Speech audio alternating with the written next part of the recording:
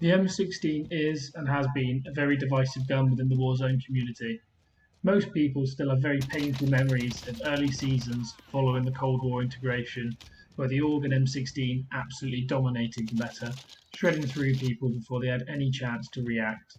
Since they were nerfed, however, we haven't seen a great deal from them.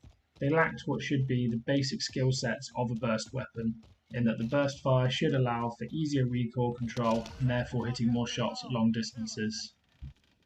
Since then, Raven have kept a very close eye on all of the tactical rifles, even going as far as not to extend the same courtesy as they did to the assault rifles when they buffed the recoil control on the barrel attachments.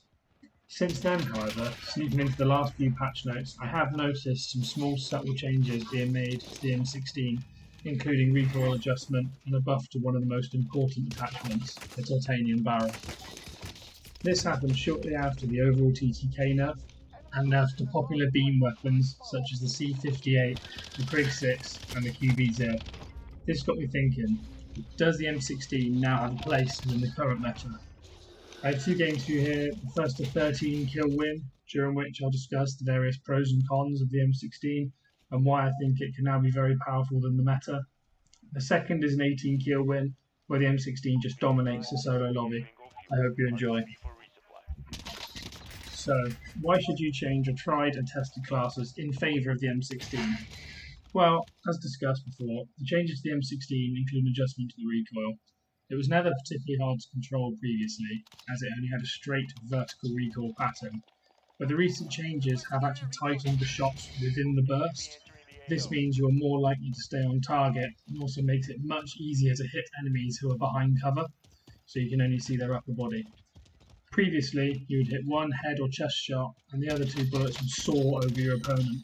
Now the spread's tighter. If you hit a chest shot, it's likely the next shot will hit the upper chest, neck or head. This dramatically brings down the TTK and makes it feel like you're absolutely ripping opponents, just like the clip in the background there. I think this is possibly the only weapon I've used where it feels like the recoil is actually helping me.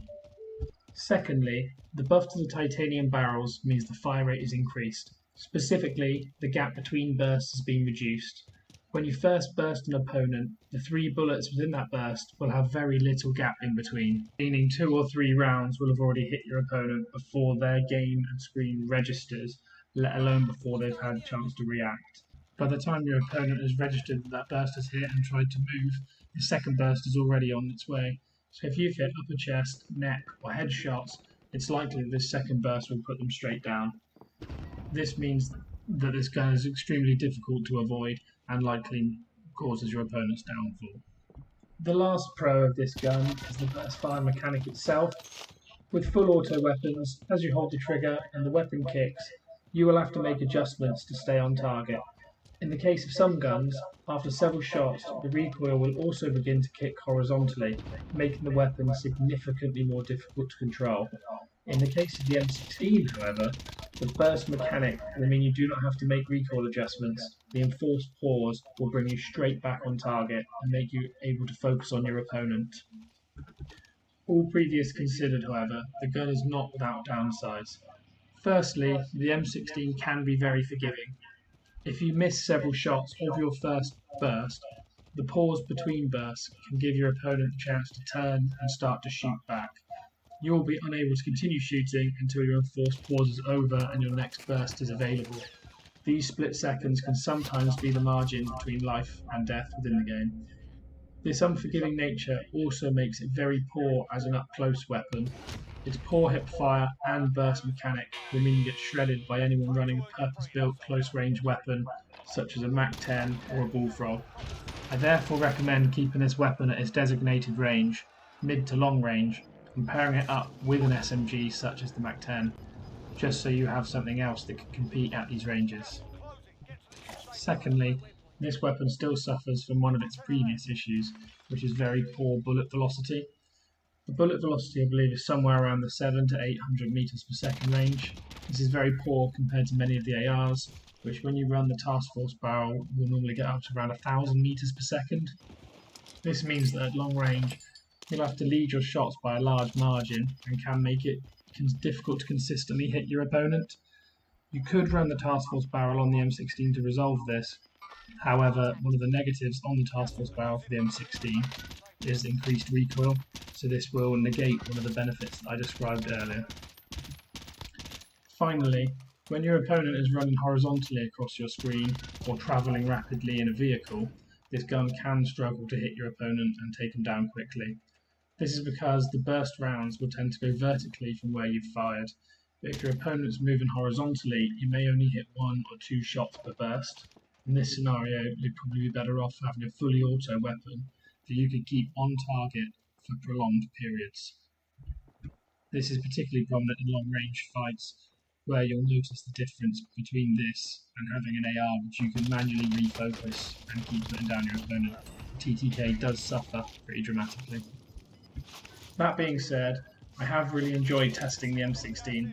It has and will continue to feature in my loadouts, as I find its range capabilities almost perfect for use in Warzone. Accuracy and damage similar to many of the LMGs if you hit your shots, coupled with ADS and movement level with the ARs, make it perfect for the long game.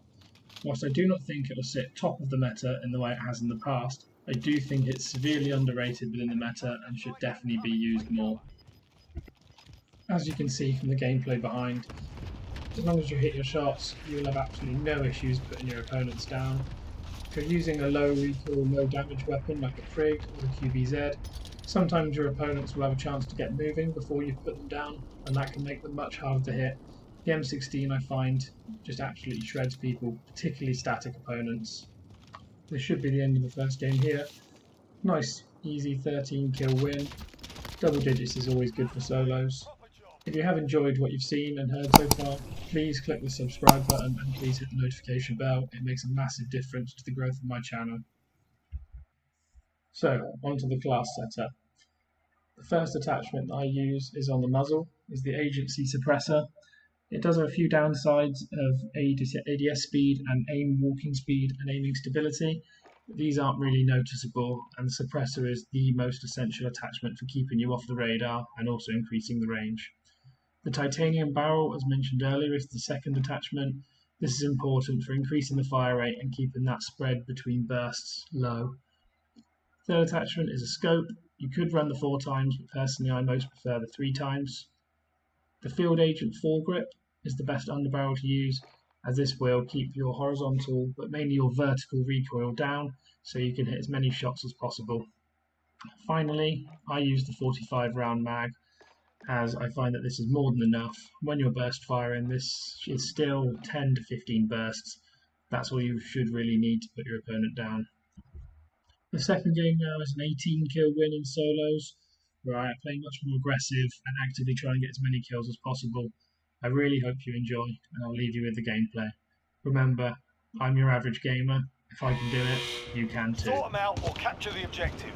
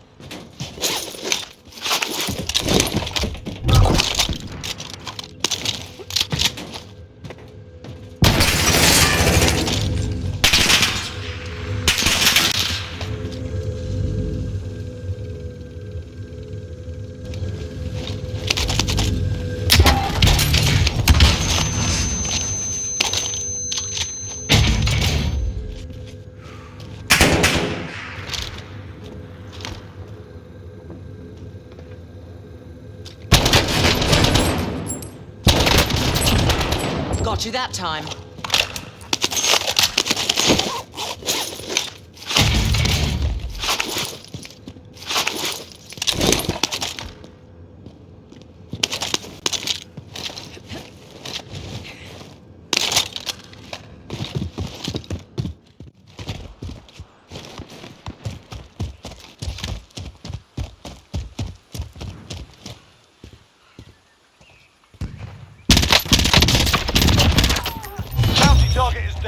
Well done.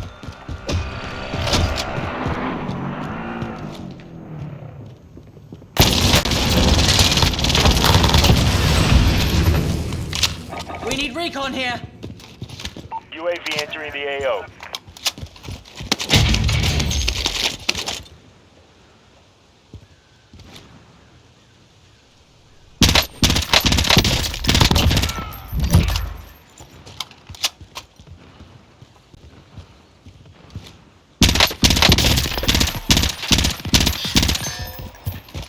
Be advised, UAV is bingo fuel. RTB for resupply.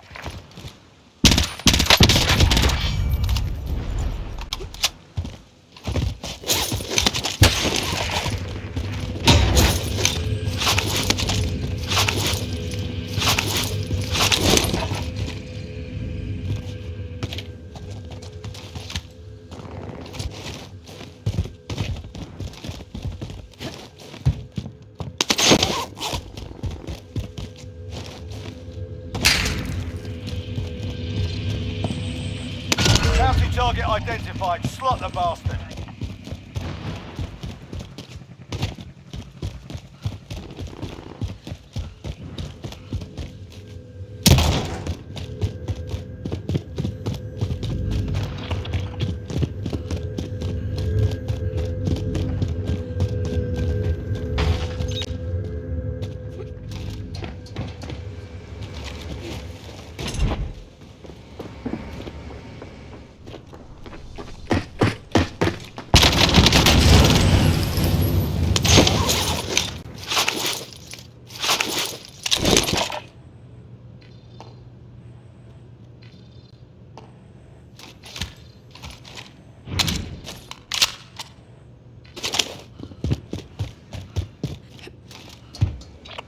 You're safe. You lost the enemy trackers.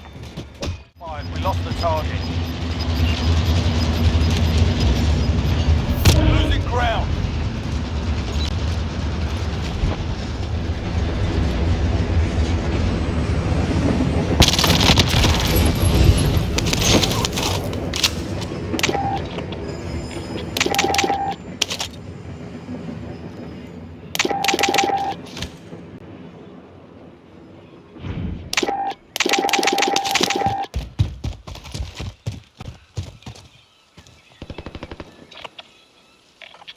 Setting rally point. Marking waypoint coordinates.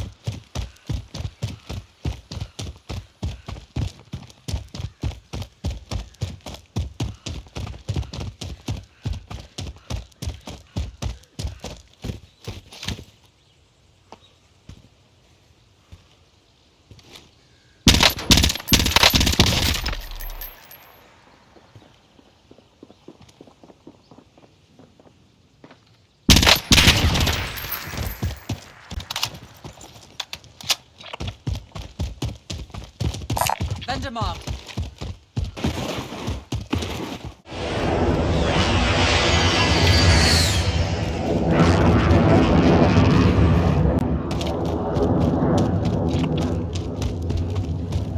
Setting rally point. Enemy dropping into the AO. Advised, UAV is bingo fuel. RTB for resupply. Setting rally point. We need recon here. UAV entering the AO.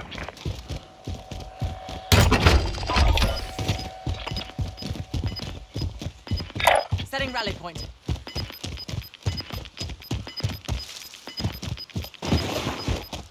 Got gas inbound. Safe zone relocated.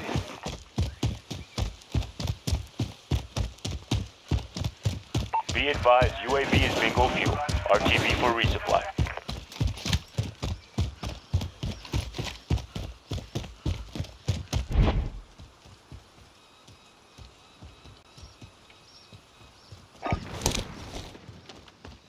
UAV entering the AO.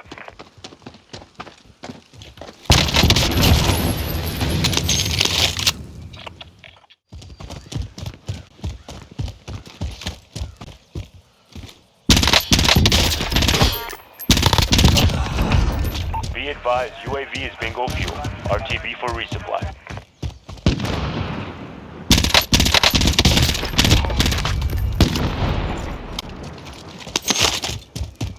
Requesting area recon. UAV entering the AO. Setting rally point.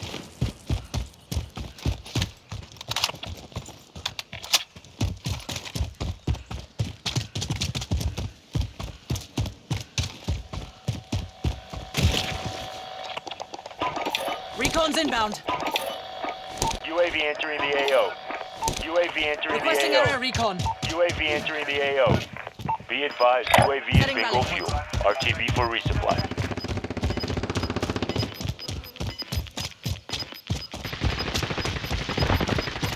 Gas is moving in. New safe zone located.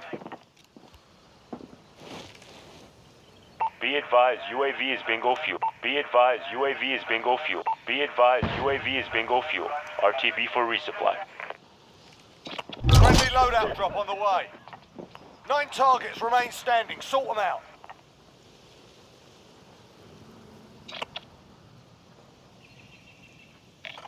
Destination marked.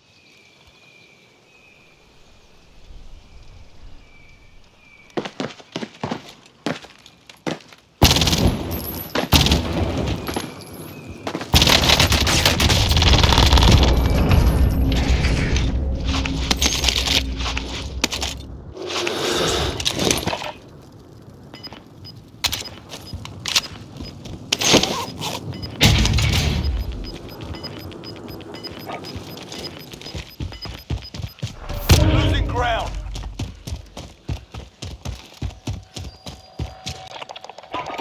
Recon's inbound. UAV entering the AO. Move on my waypoint.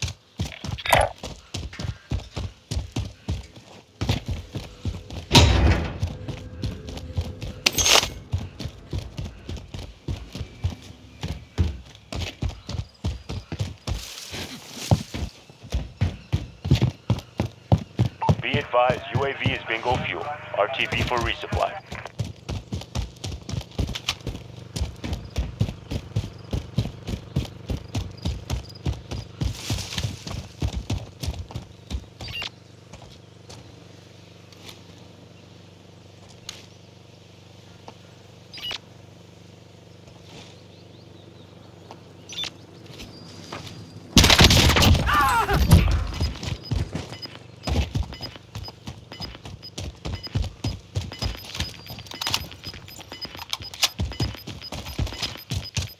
Got gas inbound. Safe zone relocated.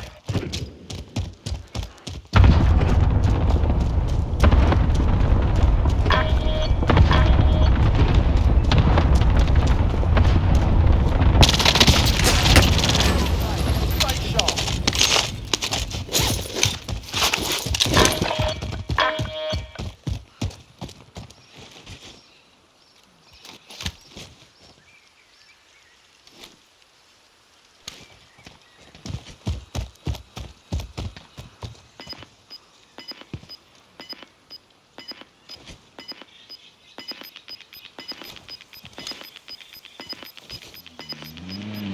Losing ground.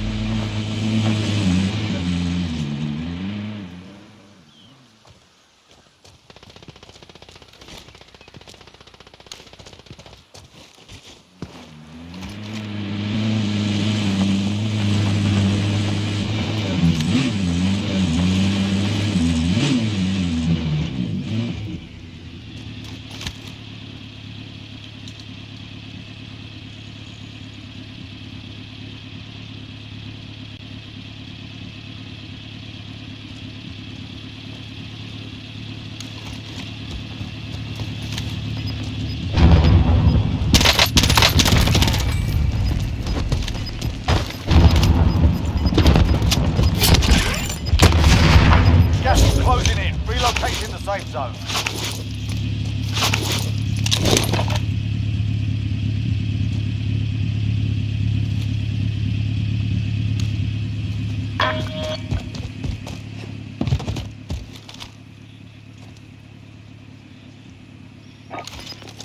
Airstrike you up. Clear hot. This is Striker 3-1, good copy. Strike inbound. That's a win. Proper